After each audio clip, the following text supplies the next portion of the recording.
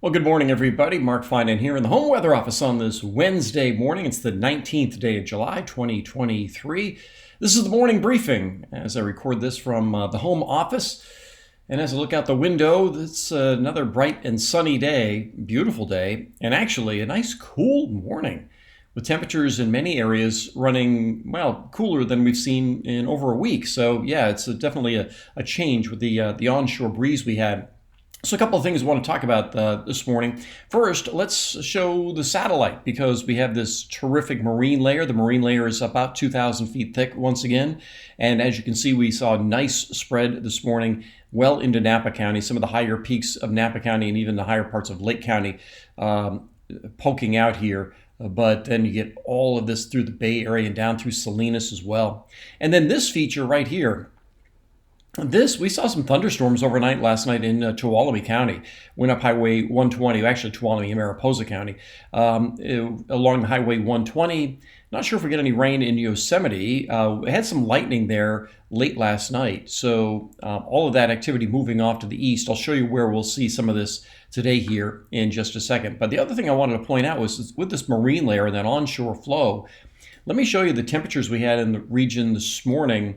These are the 6 a.m. observations. And it's always interesting to see how the onshore breeze works. So at Executive Airport, 57 degrees. As I said, these are the coolest overnight lows we've seen since the 10th of this month. So a little over a week since we've seen overnight lows in the 50s. Travis was down to 55 with a southwesterly wind at 21. Again, these are 6 a.m. obs. So these are roughly the overnight lows. But if you get farther away from the Delta, Modesto saw a low of 64. It doesn't quite, it's almost a 10-degree difference between what you see in Sacramento and what you see in Modesto. And then look at Auburn, 72 still.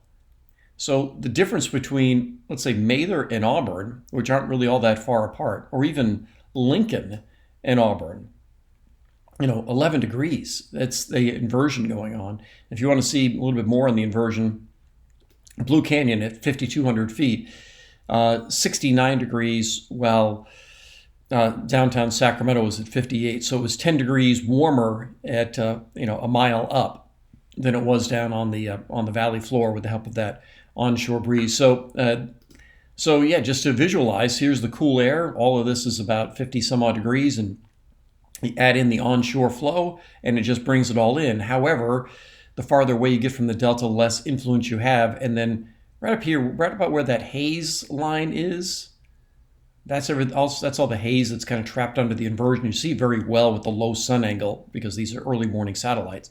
That's that haze that's trapped down in the valley underneath the inversion. Above that, the air quality is great, and, well, the temperatures are also warmer. All right, let's talk a little bit more about those thunderstorms, and I'll look at the HRRR. And we'll see where we're going to see some of this activity today. So this is the initialization, and you can see that's the remnants of those showers. And then this afternoon, this is around 3 o'clock this afternoon, showers east of Reno, east of Gardnerville, and then down toward Mono Lake. And they get a little bit better down toward the Bishop area and then farther to the east of Hawthorne. But nothing that looks like it's going to impact areas like Tahoe. We may see some areas down toward Mammoth that could see a shower. Or maybe Mono Lake, but nothing really impacting our area. So that's this afternoon. And then on Thursday, it looks as though that surge of moisture isn't going to really impact our area much at all. The best chance of thunderstorms is going to be much farther to the east of the state line, and then once again down into Arizona and into Utah. So let's take a look at something else I wanted to point out here. So what I'm looking at here, this is the GFS. And these are 500 millibar winds, so the wind's up around 18,000 feet. And the reason I want to look at this at this time of year is for the steering winds for the monsoon. So let's say you have moisture down here over Arizona. If you just follow the wind arrows, they're basically southwest or down here over Southern California. They come up from the south and they go this direction. So I showed you the thunderstorms that are here. Well, you can see the direction that they move in. They move off in that direction. So that's how things look now. As we go through the next couple of days, that pattern doesn't change. As a matter of fact, our area has more of a westerly flow.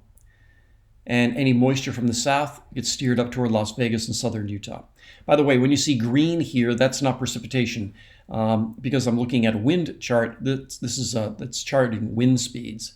So, and it starts when you get winds of 30 miles an hour, which at 18,000 feet really isn't all that much. But when you'll see some green from time to time, that's not rain. All right, this is getting into Thursday. Let's get into the day on Friday. We still have the same sort of pattern. Southwesterly flow, light winds down over Arizona. That's just not a really good monsoon pattern for them. But now look at this. This is Friday night.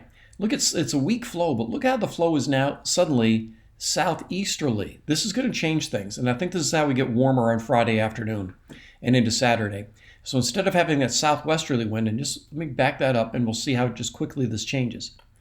So this is Friday morning right here, southwesterly flow, and then as that ridge builds in on Friday, that day we're calling for a high of about 105 or 106, that wind is suddenly southeasterly. So imagine the temperatures down in the high deserts. That air is now getting transported our way.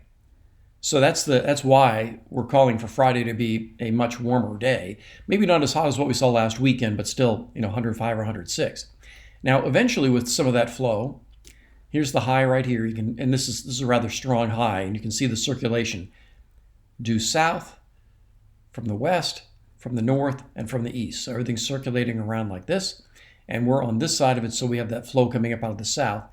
This is why the hot weather on Friday will not be repeated on Saturday. We have more of that southwesterly flow. But the thing we'll be concerned about is how much moisture we're going to drag up from the south on Sunday with that southerly flow right in here. And again, when you see green here, that's wind speed. So this is a nice little trough, so that will help to bring in the cooler air as we head into Sunday night, Monday. But the question we still have is how much moisture we're going to see from the south. And that's a nice pattern for us right there. Southwesterly flow, good strong southwesterly flow, and this is Monday, and then getting into the day on Tuesday. So, the 500 millibar flow isn't quite as dramatic as what we see during the winter time, but still it's these subtle changes from a wind southwest to a wind southeast that can make a big difference in temperatures, whether it's 100 or 108 in our area.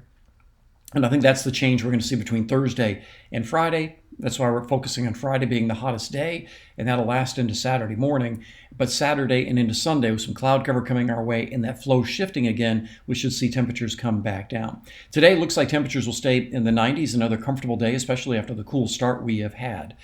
So that's just kind of a look at the sort of things that I'm looking at. The subtle changes aloft that will change our temperatures down here at the surface. Like I said, these 500 millibar flows aren't as dramatic as what we see during the winter time when you're looking at winds aloft at maybe 100 miles an hour and bringing in strong jet streams. Instead, you're just looking at those little subtle changes that can make a big difference in our temperatures.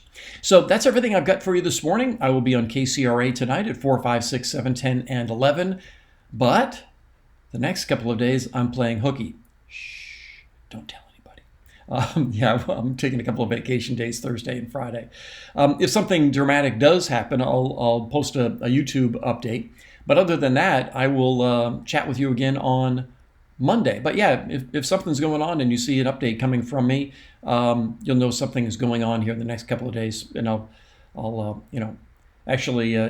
make myself look respectable and hop on YouTube and do an update. And if you want to be alerted that these updates are on the way, just go ahead and subscribe. I appreciate that. So have a great day. I'll talk with you later.